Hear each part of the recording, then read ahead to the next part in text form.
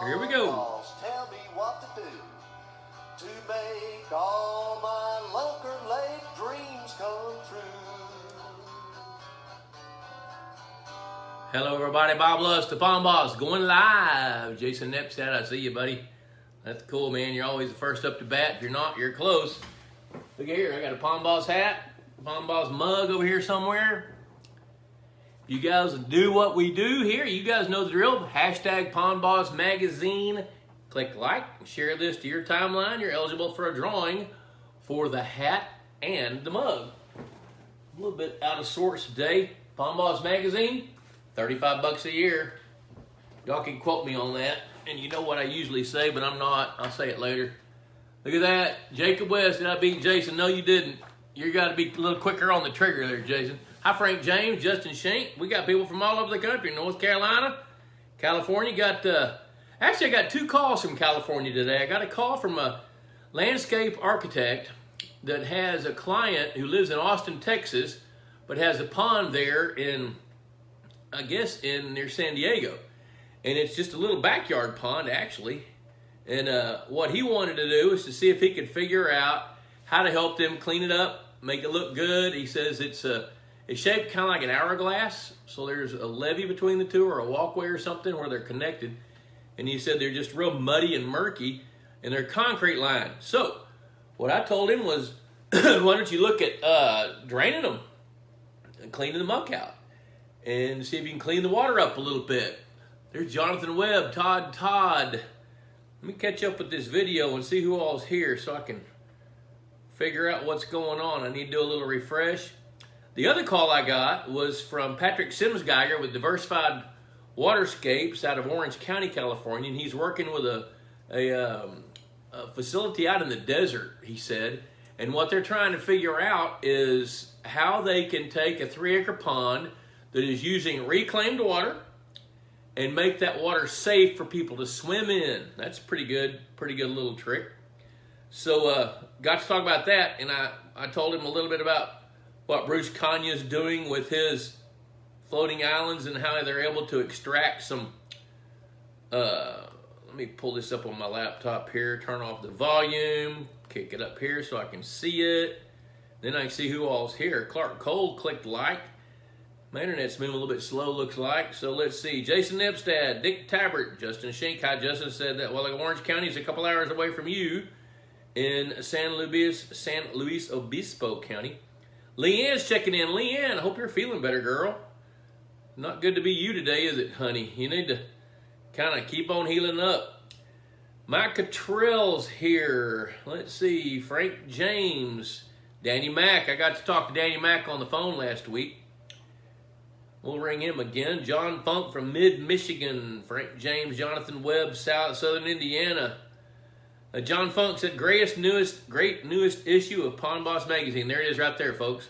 Got some good stuff in it. I think we went over a little bit of that last week. But, yep, it's available. You can get one if you want one. Just let us know. I'd rather you buy it, but if you want to see one first, I'll send it to you. Let's see here. John Henry, Bobby Bolton, Mike DeMint. Hey, Mike, man, we're getting excited about the upcoming event. The Bob Lusk Institute of Higher Pondology coming up in October. We've got, I think, 8 or 9 people signed up so far. We've got room for 12 to 15, so 3 to 5 more. We've got room for. So if you guys are real serious about pond management, man, I got a pretty cool thing lined up. I'm almost through with the curriculum. I've got the itinerary laid out, so I'll be getting in touch with everybody that's signed up so far, everybody that's paid anyway, and let you guys know what's going on and see what's happening here in the next few days, probably Monday or Tuesday of next week. So anyway, talking to Patrick Simsgeiger over there, and the fact that this club is using reclaimed water, that kind of spooks people a little bit. But if you really, really drill down into it and think about it, all fresh water is pretty much reclaimed. You know, it's just sometimes nature reclaims it, and sometimes people reclaim it. Well, what his fear was and is there's Bruce Condello. Hi, Bruce. Good to see you, man. Daniel Hendrick. Good to see you. Michael Rosa, Steve Lewis. We got some heavy hitters checking in tonight. Good to see you guys. Keith Mowdy checking in from Innsbruck, Missouri. That's a good deal. We got several of your buddies check in from time to time over there from Innsbruck. Let's see here. Mike DeMint coming in spring. Bears and Chargers in Chicago during your fall session. Oh, Mike, yeah. You know what? The spring will be fun too. That's right. I read that. I read that earlier in the week. Robert Dyer, hashtag Palm Boss Magazine. Attaboy, that's what you need to do.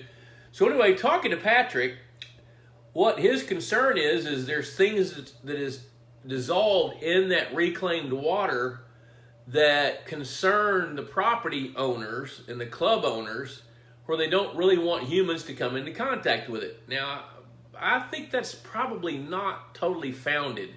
So what I told Patrick was, let's prove it. Let's dig into the water, so to speak, and find out what's in it, what's dissolved in it. You know, and surely the city that processes that water is not going to release it unless they believe it's safe to use for whatever purpose. So I can't help but think that they've got some pretty detailed records on the water chemistry and the quality of that water. So, hey, Bruce, looks like you're sharing it, man. I appreciate it. Everybody out there, if you will share this video to your timeline, I would deeply appreciate that. We always try to build an audience because we know there's people out there that need to hear what I'm telling you guys and read the questions that you guys are pitching out here so people can understand it better. This is Kerry Martin. Kerry, you're going to be interested in this. But anyway, there's a club out in California that has a 3-acre pond, and they want to turn it into a scenic pond with some fish, but where the club members can swim in it. And it's using reclaimed water from the city. So what I told Patrick to do was see if he can get the club to find out what the water chemistry is, not only what the metals and minerals are, but everything else that the city tests for before they release this water for people to use in a consumptive way, as in like in a pond out there in the desert of California.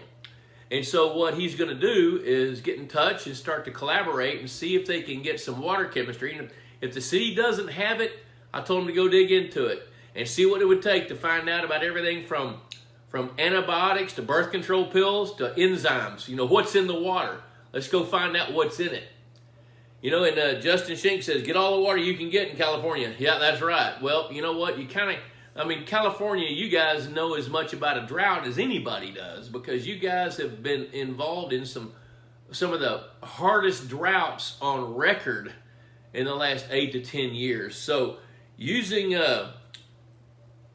Carrie says, is it gray reclaimed water? Check fecals too. I don't know that, but what I do know, if it's reclaimed water, it's probably coming from a sewer treatment plant. And so it's pretty obvious that they would check for fecal, but I want them to also check for medications. I want them to check for hormones. I want them to check for any biologicals as well as the chemistry. And here's where I'm going with that. There is some cutting edge technology out there, especially things that Bruce Kanya and his team is working on, to where they can extract a bunch of these things from the water and convert it into biomass, whether it's plant material with floating islands or create enough biofilm and enough periphyton to process some of these things that are dissolved into the water. And so Bruce is working with some engineering firms and some biologists and some microbiologists and some biochemists to see if they can start to crack that nut on how effective they can be to extract these things. So what I told Patrick was, let's see if we can find out what's in the water. And if we can find out what's in the water, then we got a shot at being able to do something about it. Look at there, John Wilson's checking in. Baseball season's almost over, man. What are you going to do then? I guess you'll go play hockey. Nikki Charlie, Michael Gray. Hi, John. So, Michael, I saw that picture today of the boogeyman shaking your son's hand. That's pretty funny. We're building a new deck out at our house. So I asked David today if we could go to the dollar store and buy one of these plastic skeletons and put it under the deck. So 25 or 30 years from now, when we're gone from the house and they tear that deck out and they find that skeleton. She didn't go for it. Jason says, I did some work at North Carolina City Water Facility, and they use an aquarium full of fish with a constant flow from the city water supply. I was told if the fish die, they need to check the water immediately.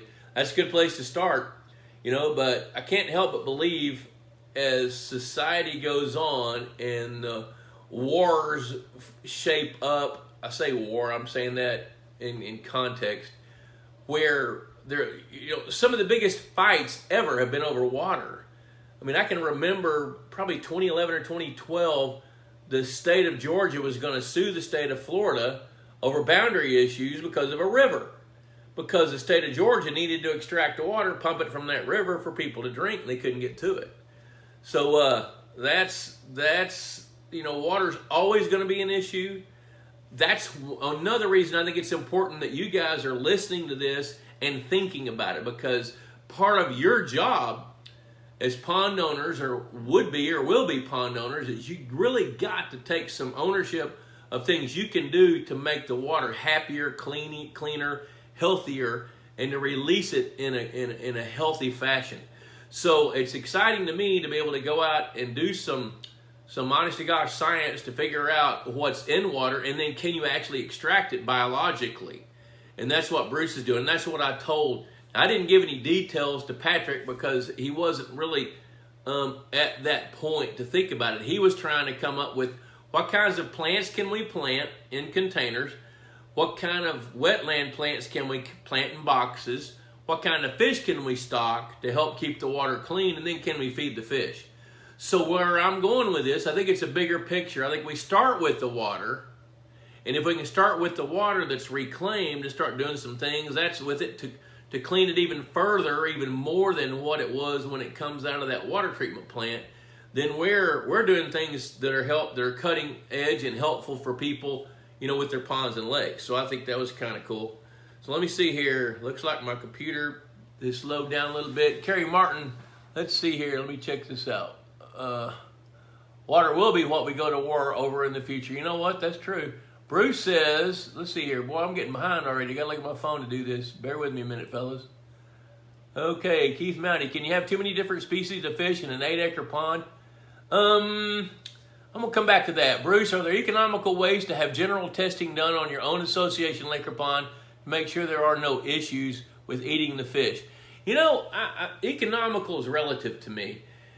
In an urban pond, you've got local labs that will check for fecal material, that will check for metals, and I think really to keep me from eating a fish, I'd want to know about the metals. I'd want to know about mercury and some of the other obvious metals. And to check for mercury at a city lab, the last time I checked it, they would check fish rather than the water for mercury, and that was like $150. But the way I see water chemistry, just in general, is you start with a good general water chemistry test and see if there are any red flags in it. And in that test, we want to know pH, alkalinity, hardness, total alkalinity. We want to know some of the metals, iron. We want to know some of the minerals. We want to know magnesium is a metal. We want to know calcium, sodium. We want to know some of the cations as well, carbonate, bicarbonate, sulfate, phosphorus. We want to know those things. And if we see some things that are a little bit out of balance, there's a reason for that. And then we'll dig a little deeper. And there's there's a lab in Dallas that we use from time to time called Pope Labs. And they've got a long, 3-page menu of things you can check for. So look up Pope Labs online, and I bet you there's something there that you can find. Let's see here. I want to see. Let's go back to Keith Mounty. Excuse me. Can you have too many different species of fish in an 8-acre pond? The answer to that is yes. And the answer meaning to me is if you have too many species that are predator species that are having to compete. Let me answer it this way. If you want to have a variety of predator species in your 8-acre lake, you need to have the appropriate habitat for every species of fish that you're going to want to have. That also includes the forage fish. Because you got to remember, it takes 10 pounds of bait fish for a predator fish, or any fish. It takes 10 pounds of food for a fish to gain 1 pound. Just take that to the bank as your go-to thought process. So if you've got Largemouth bass, smallmouth bass, yellow perch, walleye, crappie. You've got tiger muskies, northern pike. You've got muskies. Let's see, what else is there? There's 8 right there. So if you're going to try to manage for a variety of predator fish, you've got to be sure you've got the habitat that can support them. And if you don't, then it's not going to work. You know, so yes, you can. You can have too many different species of fish in an 8-acre pond if you don't have all the elements to support them. Let's see here. I think my computer's back up going again. Jason says water will be what we go to war over in the future. Yeah, you know, think about this, guys. When I was growing up, and when a lot of you guys were growing up, we drank water out of the water hose. We didn't go pay 99 cents for a bottle of water. And if you do the math on that bottle of water, it's $8 a gallon when you're buying water in bottles. We don't pay nearly that much for gasoline, and gasoline, when you use it, it's gone. Water gets recycled over and over and over. And, you know, if you think about it, where cities are located, when those cities were founded, there had to be just a handful of elements, and one of those had to be water. So, yeah, we could sure be going to war over water at some point, especially if things keep shifting around. And Kerry Martin says, wouldn't a large 4-bay in front of the discharge with bags of carbon remove a great deal of those unwanted compounds? Yeah, it sure could. It sure could. As a matter of fact, but the thing there is going to be consistent, stable, predictable testing, which I think that for folks that are wanting to work on a project like this club in the desert of California, they can be on the forefront of something where they could build a model that other cities, other clubs, other lakes and ponds could model. And that's probably something Leo Nam Win could do. He'd enjoy that. If he's watching, hey, you might text him, Bruce, see what he thinks about that. He can go back and read some of these comments and listen to it. Let's see here. Tim Stewart, I've been watching these on YouTube. Well, hey, Tim, I'm glad you're live with us tonight. Good to see you, buddy. Yes, going back to Kerry's statement, bags of carbon, but the thing is, you know, that carbon also has a life.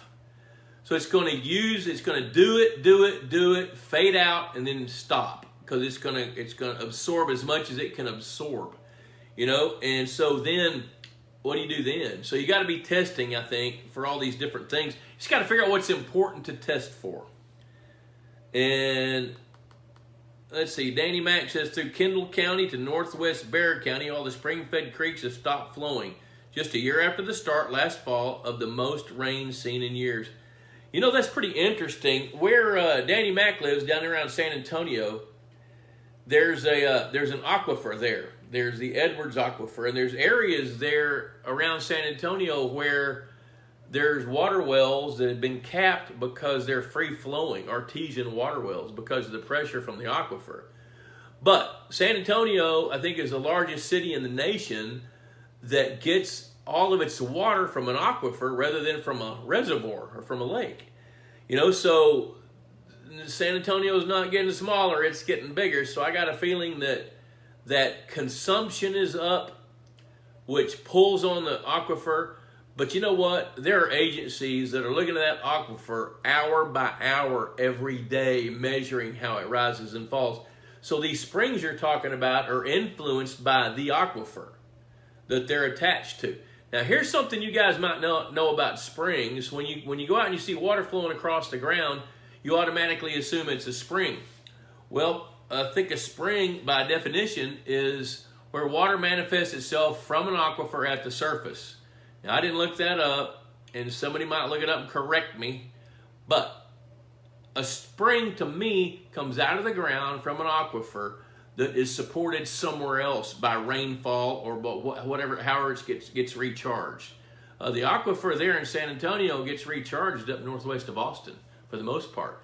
And that water flows underground and the city of San Antonio picks it up. The other kinds of springs are seep springs. I call them seep springs. It's where it rains, water moves vertically down into the soils, hits something hard, whether it be rock or clay, then it moves laterally. And it always, listen to this, Water always seeks the path of least resistance. And when it does that, it's moving. Water's moving all the time. And if that path of least resistance happens to be on your hunting lease, then you're going to have what's called a seep spring. Now that seep spring is going to run until it runs out of water. And the only way it gets water again is when it rains again.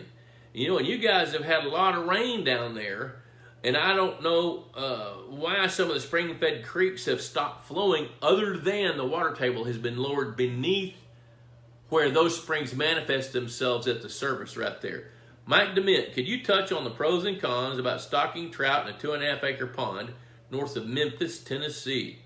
First year pond, stocked with brim in February, already 8.5 inches long. Wow, that's huge. 10 to 12 inch bass, and all 30 I've caught are over 110 on the Smartfish app. Smartfish app. Hey, you guys, check out the Smartfish app. Wade Bales is a good friend of ours.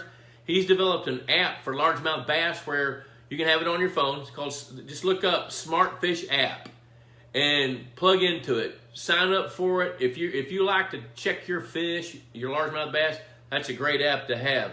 When they're over 110 on the Smartfish app, that's outstanding. So, touching on the pros and cons about stocking trout in a 2.5-acre pond. Well, here's the pros. The pros of stocking trout in a 2.5-acre pond near Memphis is you're close to the source. Ava, Missouri is where the trout would come from that you'd want to stock. So you're going to have a lower freight bill, and they're probably going to be pretty affordable. Secondly, in a 2.5-acre pond, you're going to have to probably stock, I'm going to tell you, probably 200 pounds to get much return if you want to catch them. Now, when people stock rainbow trout in the winter, it's usually to accomplish one or two purposes. One is to feed a selective size class of predator fish like largemouth bass. So if you got a bunch of 3 to 5 pound bass that you want to push up, to 5 to 7 pound bass, and you can buy a bunch of 8 to 10 inch rainbow trout, stock them in there, and then over the course of the winter, going into the spring when those trout start to get sluggish and the bass are going to gorge on them, fill up, and gain a lot of weight from that. They're very efficient. They're going to gain weight like 1.1 to 1, 1.2 to 1. So it's really, really good. Yeah, it may not be, that good, but it's going to be pretty dadgum good conversion rates once you extrapolate the water out. Okay, the other reason to stock rainbow trout is to enjoy them. And if you're going to do that, stock some that are big enough to escape being eaten. Feed them into an area where you're more likely to be able to catch them. Because here's the thing, in a 2.5-acre pond, you're probably going to get a 25 to 35% return. So if you stock 100 trout, you might catch 35 of those. Now, if you're watching them in the spring, which is in north of Memphis, is going to be around Memorial Day weekend, that's when they get pretty sluggish. And they might be a little easier to catch with a net, with a seine. They're going to stop biting by about middle of April, and so the bigger the pond, the lower your return rate on catching those fish out. So if you stock a couple of hundred, you may catch 70. And if that bothers you, stock them smaller, feed the heck out of them, grow them up, get some gain so you're not spending money on fish mass that you're not going to get a return on, and that way you can at least train them to come to eat the fish. Now, the consequences of stocking them, trout are predator fish, but these trout are going to come from a fish hatchery, and they've never seen a fish. All they've seen are their cousins and brothers and sisters and fish food. That's what they've seen. So you can't condition out their instinct to be a predator. So they will eat some fish, but I have yet to see rainbow trout devastate a forage fish population in a 2.5-acre pond over the winter. Now, I'm not telling you they won't eat a measurable number of your small bluegills, but that's going to be contingent on how much you're willing to feed and how many fish that you put in there. Jacob West says, should you prepare habitat for species of fish that are inevitable to end up in the pond? That's an outstanding question. I didn't used to think about that until I designed a lake where, when I did my due diligence helping that landowner, when I'm helping somebody design a premier fishing lake, here's the process I go through in my mind. the first thing I want to know is I want to know everything I can learn about that watershed. Is it cornfields? Is it forest? Is it concrete? You know, what is it? What's in the watershed? And then in that watershed, are there any ponds and lakes? And if there are ponds and lakes, I'm going to make the assumption that there's fish in there. And then there's been a number of times I've actually gone and knocked on the door of a nearby landowner, and after we're under construction of the lake, and say, hey, we're building a pond over here, we're building a lake over here, and I want to know what kind of fish do you have? And there's been several times with the landowner's assistance, the guy that I'm working for, oftentimes he knows his neighbor, and he and I will go, or he'll go and then report back to me. And there's been several times where we found out that there were white crappie in a half-acre pond 200 yards away from this pond site. And the landowner said, you know, I don't really want you to kill my fish. And the guy that I'm working for says, well, I'll tell you what, if you'll let me kill them, I'll restock your pond with fish you like. And then they'll do it. And then we'll go in there and roten on those fish and start over. But to answer your question, I do think, especially on larger bodies of water, Jacob, like you guys are building, that I would be thinking about habitat for fish that you don't want. Just because you don't want them don't mean they won't show up. If they are in that watershed, they're going to show up. They're going to come. And for example, right here, right behind me, I've got 6 hatchery ponds behind my office, right here where this studio is. And I did not stock gambusias in any of those ponds. Every one of them's got gambusia. The only way they could have gotten in there is because at the end of this building, there's a room with 3 concrete vats, and the American Sport Fish Hatchery guys were bringing fish in and out all the time. And it would not surprise me at all if there were a few gambusias that escaped those concrete vats, went down the pipe, went into my ponds, and then they migrated from pond to pond to pond through pipes. So the answer is yes. And be thoughtful about the habitat you're going to design. Be thinking about, you know, what I'd be asking my neighbors. I'd be looking on the map and seeing where the ponds are upstream. I mean, I don't know how far away you guys are from Lake Nakona. You know, I don't know if you're in the same watershed, Jacob. But yes, the answer is yes. Like in a lake I designed recently in Kansas City, or south of Kansas City. It's about a 70-acre lake. It was a fun project. It took about 2.5, 3 years from start to finish. It's stocked with fish now. But we had quite a few trees that he was going to pile in the bottom of the site and just burn them. And I said, hey, you know what, Greg? Let's pile them up and turn them into a brush pile that's about 15 feet below the surface. In water, it's going to be 35 feet deep. So it can be a 30-foot or so, 25-foot tall brush pile. And he said, I don't want to do that. And I said, well, reconsider. He said, why? I said, because if by some chance you end up with some crappie, that's crappie habitat. And we stand a better chance if we have crappie habitat of excluding them from the rest of your fishery for all this purposeful habitat that we've designed for smallmouth bass and walleye and bluegill and red ear sunfish, you know, and largemouth bass. I mean, we've got just an abnormal amount of walleye and smallmouth bass habitat designed into this lake, hoping that they can compete well enough in that habitat to at least stand a fighting chance with the largemouth bass that we stocked later. But if we ever get any crappie in there and they don't really have their kind of habitat, they're going to want to spend time in the habitat competing with these other fish. So if we can minimize that risk by providing something, even though we don't want them, I think that's a smart thing to do. So let's see here. I see Morgan Tyler checking in. Cody Sandoff says, what would the reaction be to using copper to fix an overgrown Cara problem? I read possible fish killed due to oxygen loss, but any other downsides? All right, Cody, Cara is an algae. It's a multicellular algae, so copper-based products are effective. Now, the thing about copper is you don't ever see that in water with low pH. Because when you pick up some Cara and you feel it, it's real crunchy. You smell it, smells like a skunk or smells musky. So when you've got Cara, you can pretty well bet that you're in hard water. You've got calcium carbonate, because that crunchy feel to Cara is a kind of an exoskeleton of limestone. So you can use pretty much any copper-based product on Cara and knock it out. But if you've got a big mass of it this time of year, you don't want to kill all of it at once.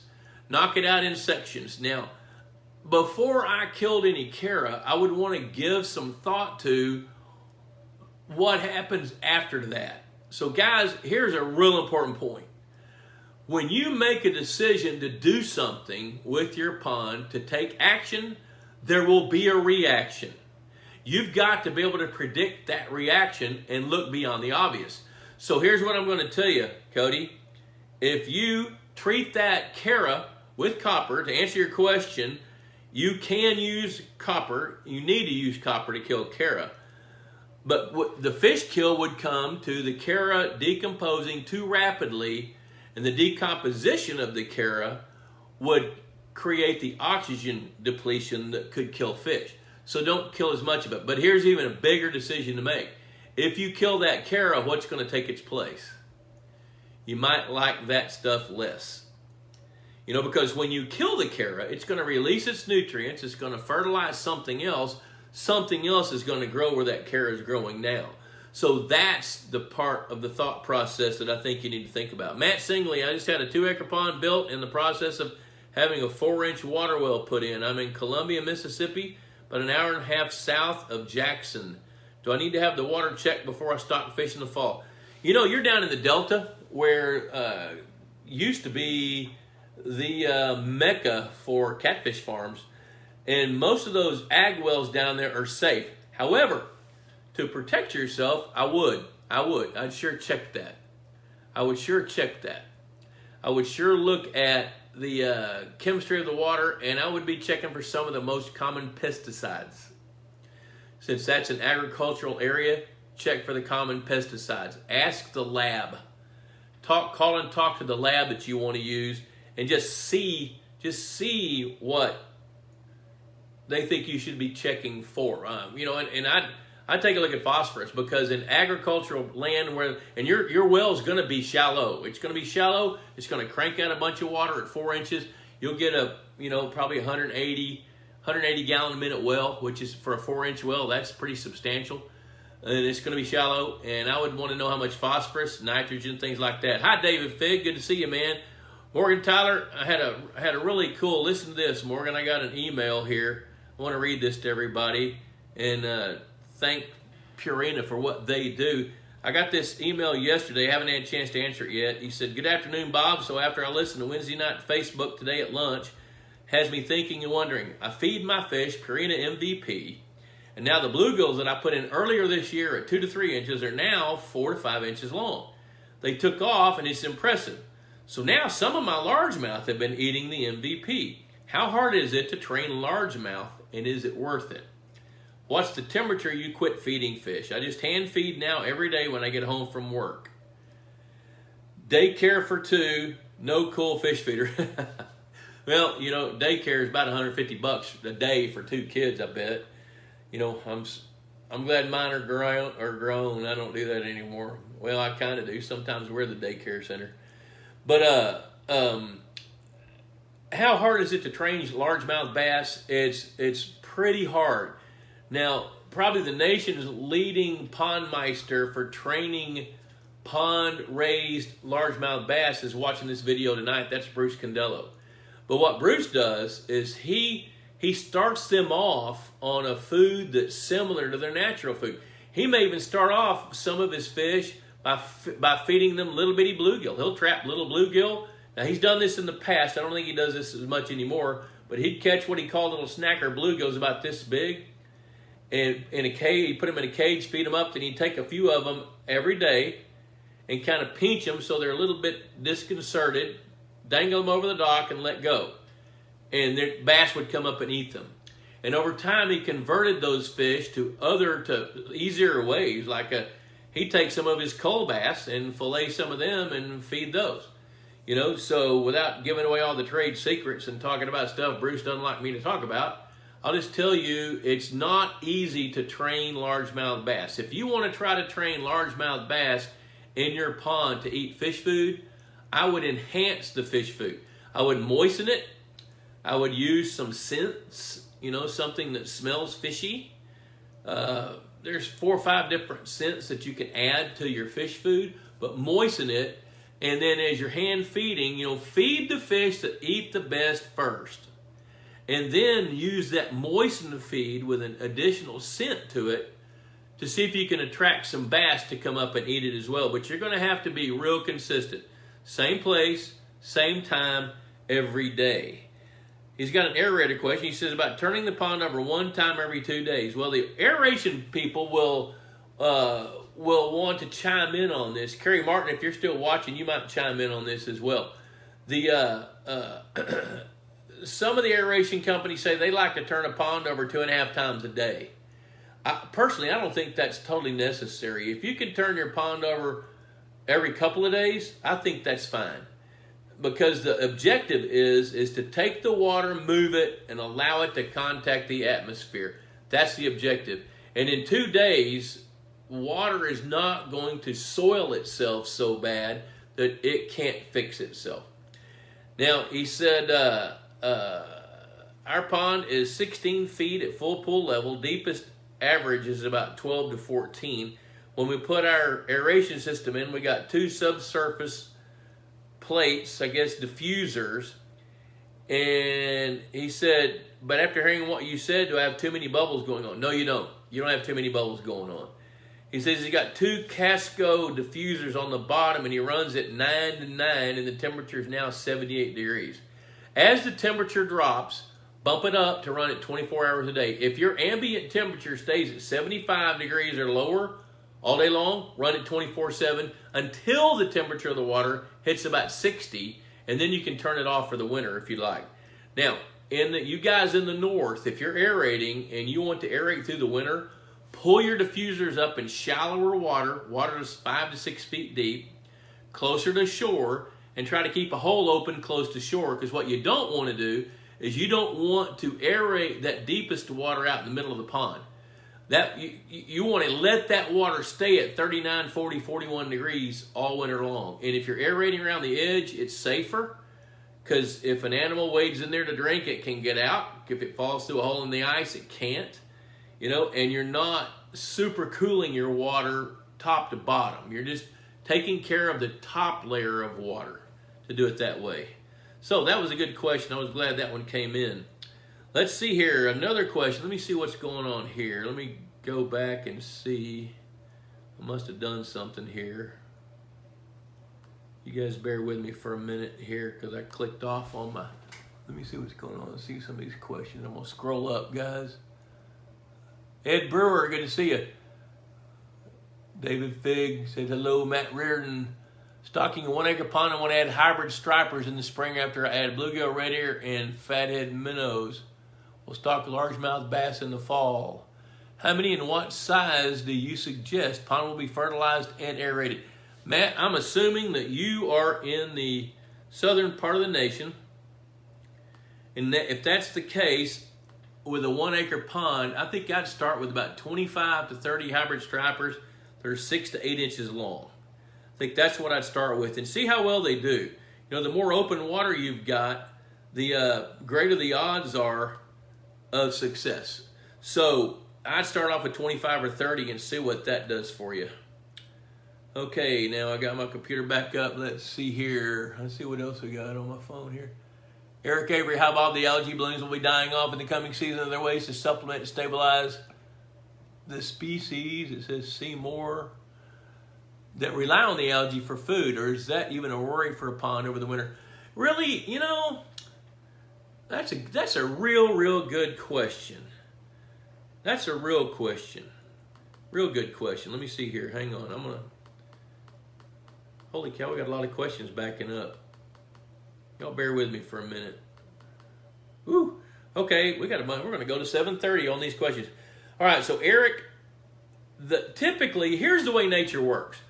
and I love this about nature, is when the bloom goes away, the fish that depend on it, their metabolism rate slows way down. So like threadfin shad, for example, they depend on a plankton bloom, but when the water temperature slows down, so does their metabolism rate. Now the thing about it is the bloom doesn't always just completely die off, it just dilutes. So there's typically things that they can continue to eat. But as these fish that depend on algae to live, as their metabolism rate slows down, let's just take threadfin shad for example. It's by design that their numbers are going to diminish rapidly.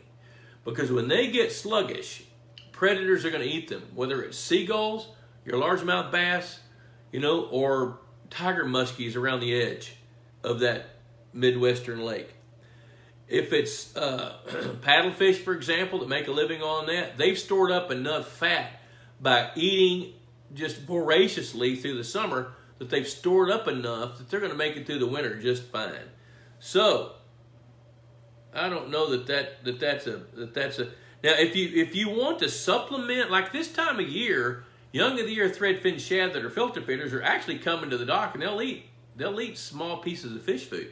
Like when a fish feeder goes off and there's some fines in it, you can see threadfin shad picking at it. It looks like almost like like little raindrops. Uh-oh, Jason Nepstad's coming out. He said, I'm a light prepper. Doomsday prepper, a light prepper. I don't know if that means you just have enough food to last 5 days rather than 5 years. One thing I have to realize is a private pond is an excellent food source that goes all year around, continually resupplying itself. That's absolutely right. When you look at your pond in that context, there is every properly managed pond has a bounty.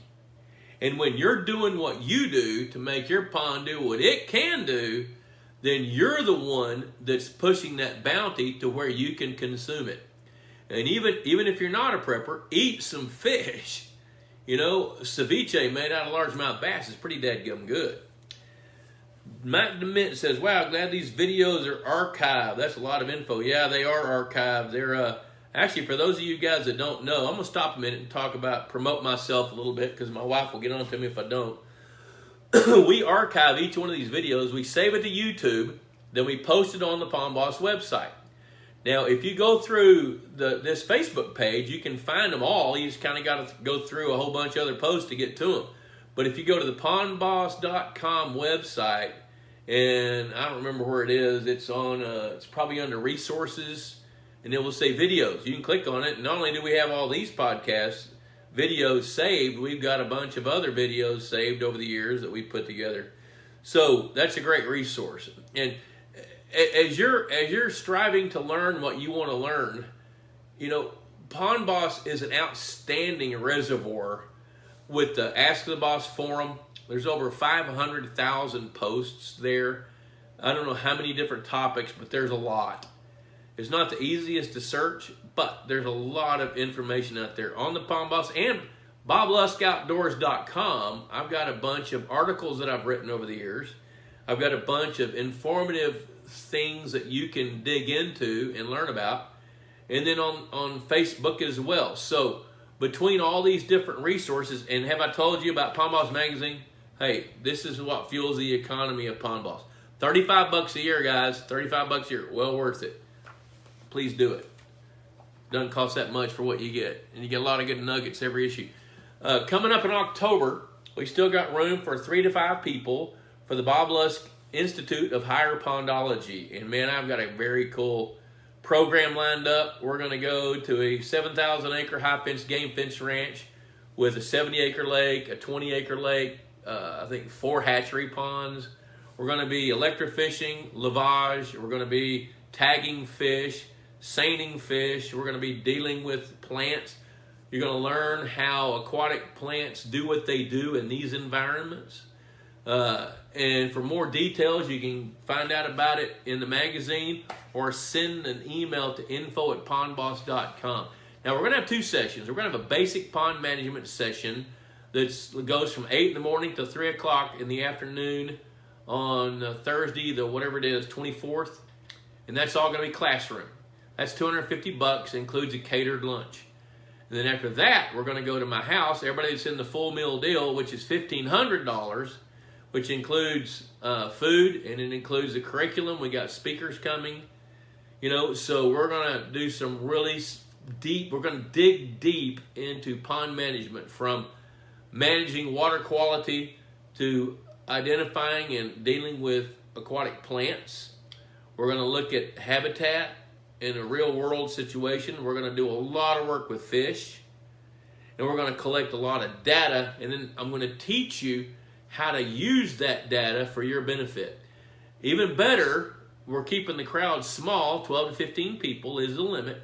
So we can go one-on-one, so we can handle what all your individual questions are. And I'm a good cook, so we're going to have some good food too. So the food's included for the first people to sign up, and we've got room at the house. The housing is included. If you don't sign up in time, then we'll help you find a hotel room or a cabin nearby. That's on you, but we'll help you book it. And all you got to do is get here, and we'll have some fun. Some of you guys, if you want to come in a day early, that's fine. There's some fishing guides. We're 5 miles away from Lake Texoma, which is a renowned striper fishing lake. So we got a whole bunch of stuff. Christopher Aguilar showed up. Daddy's here. Billy Bates. Let's see here. Chuck Brinkman. Hey, I got an email from Kirk Schultz today.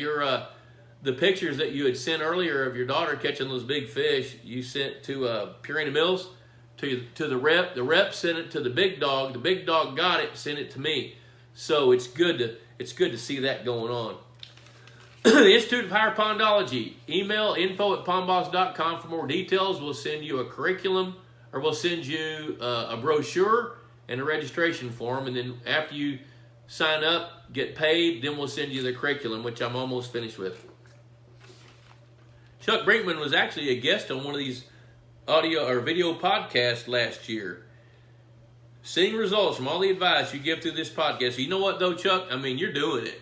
And you have an innate feeling, and you absorb this knowledge to where you're putting it to work. I mean, you got some magnificent fish.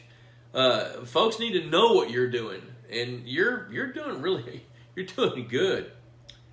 So let's see, Aaron Schulte. What's the best habitat for minnows and shad for spawning and protection? And what types of minnows and shad are best for an East Texas 2-acre pond? Great question there, Aaron. Depends on the minnows. Like, for example, fathead minnows, they stick their eggs on the underneath sides of firm objects, rocks, pallets, PVC pipe, docks, whatever's firm, tree trunks, tree limbs. They stick their eggs on that. A nest for a fathead minnow is about as big around as a quarter to a silver dollar or a $50. And the male guards the nest. Now, shiners, golden shiners, for example, they lay their eggs on grass around the edge. So do threadfin shad. Now, threadfin shad are rolling spawners, where golden shiners are not necessarily rolling spawners. Rolling spawners meaning that every phase of the full moon, threadfin shad are spawning again, then again, then again until they spawn out, which they'll spawn 3 times in the spring and early summer, sometimes another time in deeper into the summer. Where the golden shiners, they're going to spawn, they're going to get eggy in the spring, and when it's time to go, they're done. So both of those species of fish lay their eggs on grassy substrate. If they don't have that, they may stick some eggs on rocks or woody substrate. So then, let's see here. For spawning and protection, what kind of habitat? The best kind of habitat for spawning is what I just talked about. But threadfin shad, the baby shad, threadfin shad go to the middle. And they run in schools of like-sized fish. Typically, when all the fish that spawn that day, when all those eggs hatch at the same time, and they absorb their yolk sac within a few hours, they swim in unison out into open water where they're safer. Now, gizzard shad, on the other hand, they're going to do the same thing, but once they get about 5 or 6 inches, they're going to break up from their schools as much or more than the threadfins do, and they're going to start foraging in the bottom mud. You know, minnows, for example, they're going to move around in schools. Golden shiners, they don't mind having some good grassy habitat.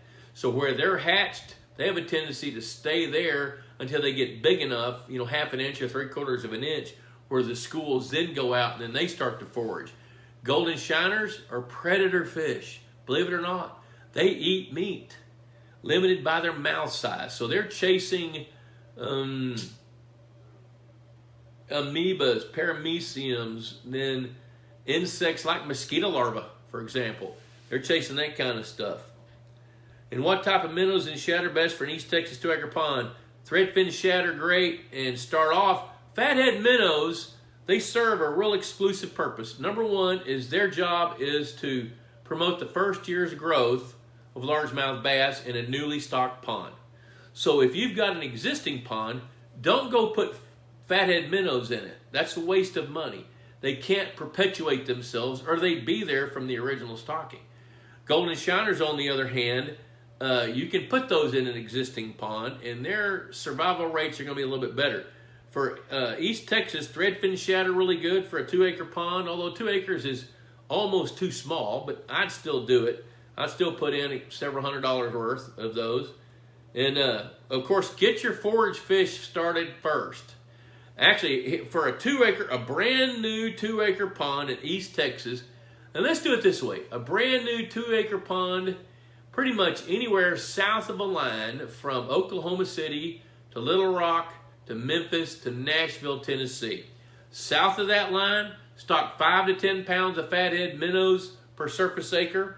Stock 500 to 2,000 bluegill with some red ear sunfish per acre. Now, the number you pick is based on your timeline and your goals.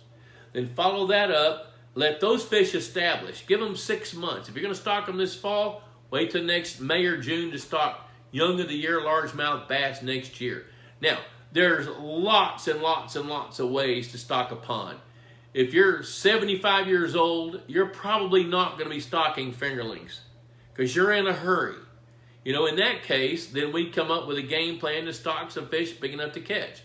But what I'm telling you will work in a brand new 2-acre pond if you don't mind the timeline to catch fish to be 18 months to 2 years.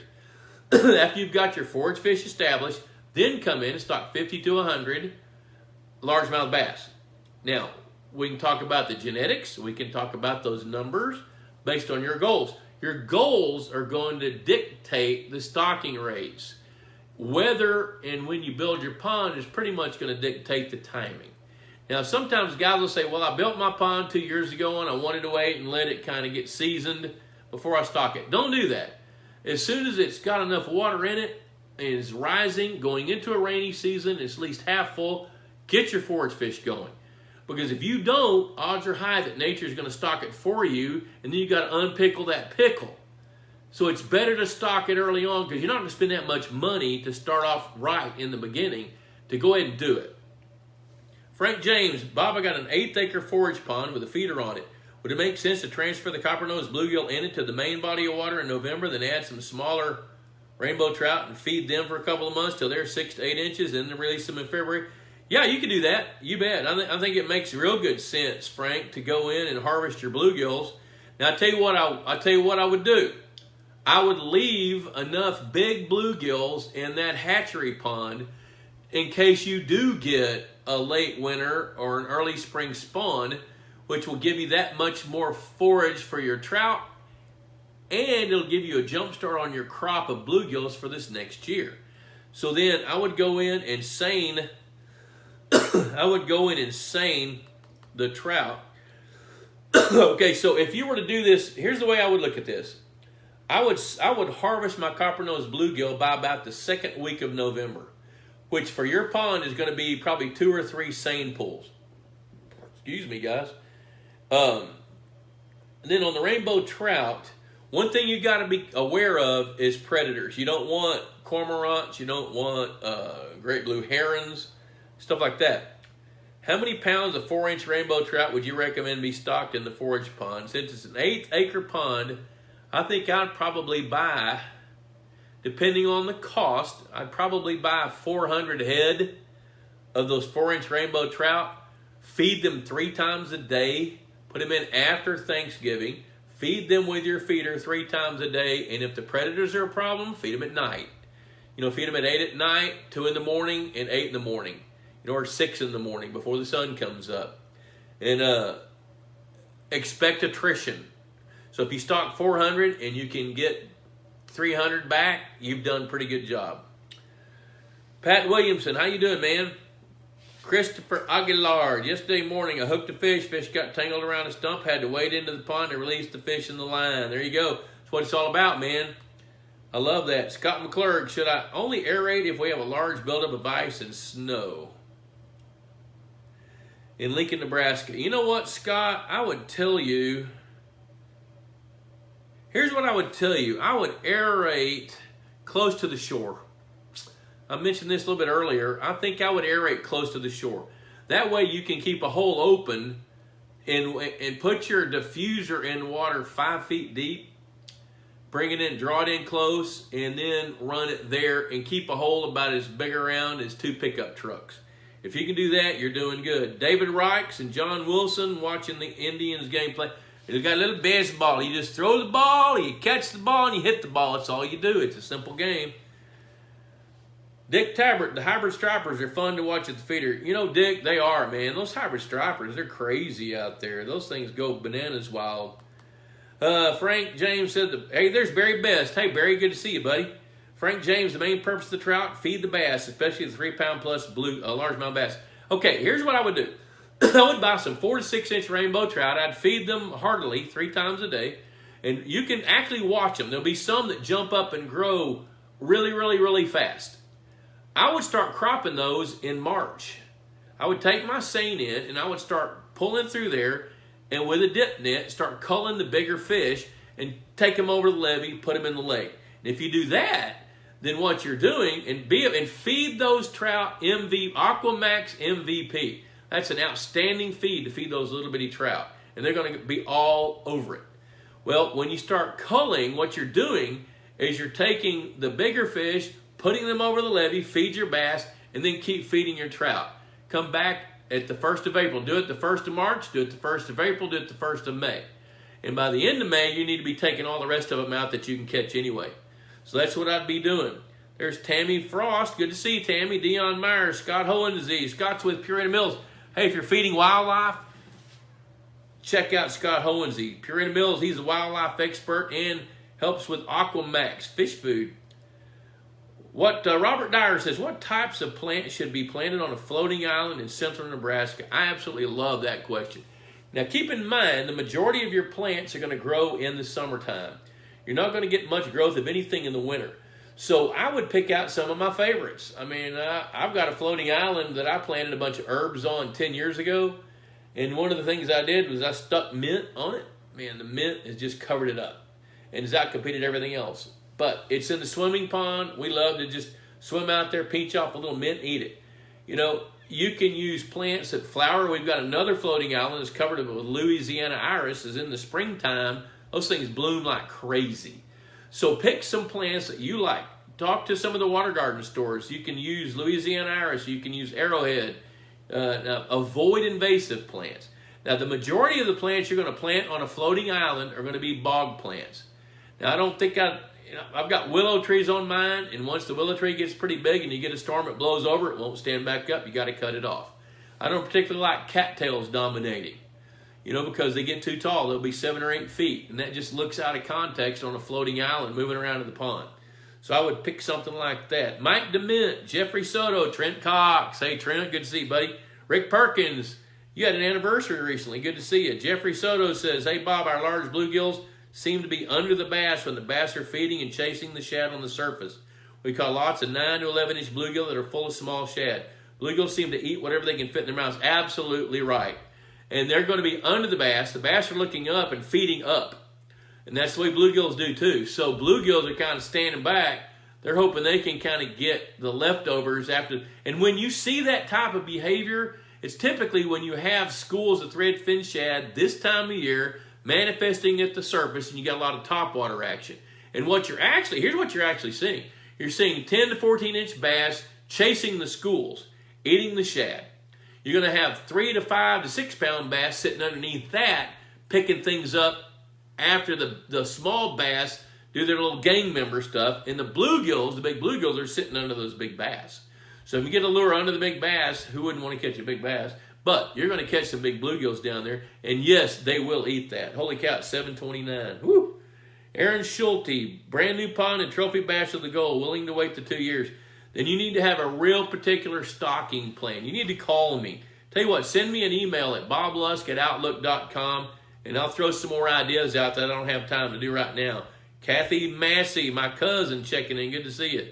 Scott McClurg, I'm afraid of local geese coming to the hot tub of the hole. Yeah, you know what? That could sure happen. That sure could happen. So what you might do is let it freeze up till the geese migrate. Then open it up. Then turn on your aeration system.